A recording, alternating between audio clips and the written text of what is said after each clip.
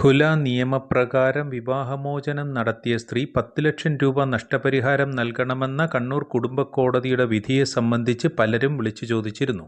ഇത്തരത്തിൽ ഒരു വിധിയിലേക്ക് നയിച്ച ഘടകങ്ങളെന്തെല്ലാമാണെന്ന് നോക്കാം. 2022 ജൂണിലായിരുന്നു കേസിലെ കക്ഷികളുടെ വിവാഹം. ഹർജിക്കാരനായ ഭർത്താവ് ന്യൂസിലൻഡിലാണ് ജോലി ചെയ്യുന്നത്. ഇരുവരും 2 ആഴ്ചക്കാലം ഒരുമിച്ച് താമസിച്ചതിന് ശേഷം ഭർത്താവ് ജോലിസ്ഥലത്തേക്ക് തിരികെ പോയി. മുൻ ധാരണപ്രകാരം ഭാര്യയെ ന്യൂസിലൻഡിലേക്ക് കൊണ്ടുപോകുന്നതിനുള്ള തയ്യാറെടുപ്പുകൾ നടത്തുകയും ചെയ്തു. ഇതിനായി വിമാന ടിക്കറ്റ് അടക്കം എല്ലാം തയ്യാറായിരുന്നു. ഇതിന് ശേഷം ഭാര്യ പോകാൻ വിസമ്മതിക്കുകയാണുണ്ടായത്.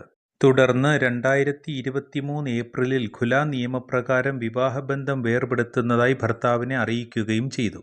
ഏകപക്ഷീയമായി ഈ നടപടി ഭർത്താവിനെ ബുദ്ധിമുട്ടിലാക്കുകയുണ്ടായി. സമൂഹത്തിലെ അപമാനം സഹിക്കേണ്ടതായിട്ടും വന്നു.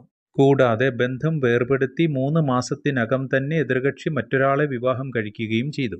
കണ്ണൂർ കുടുംബക്കോടതിയിൽ ജസ്റ്റിസ് RL ബൈജുവാണ് ഈ കേസ് പരിഗണിച്ചത്. ഭർത്താവിന് മഹറും നഷ്ടപരിഹാരവും തിരികെ നൽകി വിവാഹബന്ധം വേർപെടുത്താൻ മുസ്ലിം സ്ത്രീക്ക് അവകാശമുണ്ടെന്ന് 2021 കേരള ഹൈക്കോടതി വിധി വ്യക്തമാക്കുന്നുണ്ട്. ഈ കേസിൽ ഭാര്യയുടെ ഏകപക്ഷീയമായ നടപടി ഭർത്താവിന് കടുത്ത മാനസിക പ്രയാസമുണ്ടാക്കിയതായും സമൂഹത്തിൽ അപമാനിതനായതായും കോടതിക്ക് ബോധ്യപ്പെട്ടു. ബന്ധം വേർപെടുത്തി 3 മാസത്തിനകം തന്നെ മറ്റൊരു ബന്ധത്തിൽ ഏർപ്പെടുകയും ചെയ്തു.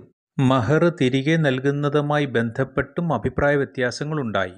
ബഹുമാനപ്പെട്ട ഹൈക്കോടതിയുടെ വിധിയുടെ അടിസ്ഥാനത്തിൽ എതിർകക്ഷിയായ സ്ത്രീ നഷ്ടപരിഹാരമായി 10 ലക്ഷം രൂപയും വിവാഹസമയത്ത് നൽകിയ മുഴുവൻ സ്വർണ്ണാഭരണങ്ങളും, അതായത് 75.52 ഗ്രാം സ്വർണ്ണാഭരണമോ അതിൻ്റെ വിലയെ 7,22,212 രൂപയോ ഭർത്താവിന് തിരികെ നൽകണമെന്ന് കുടുംബക്കോടതി ഉത്തരവിട്ടു.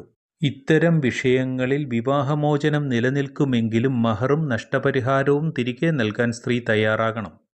ഖുലയും തുടർന്നുള്ള ഡിക്ലറേഷനുമായി ബന്ധപ്പെട്ട വീഡിയോ മുമ്പ് പോസ്റ്റ് ചെയ്തിട്ടുണ്ട്, അതുകൂടി കാണുക.